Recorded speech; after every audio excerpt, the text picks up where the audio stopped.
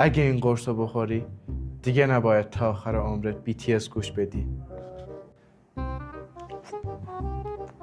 درست اصلا من BTS گوش نمیدم. خب اون که دستگرمی بود.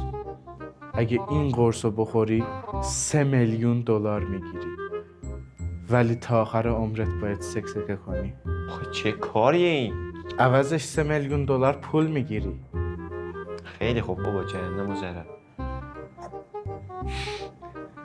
کار نکرد.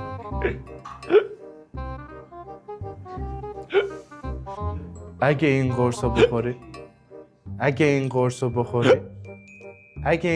بخوری خب پدستک بذار حرفمو بزنم.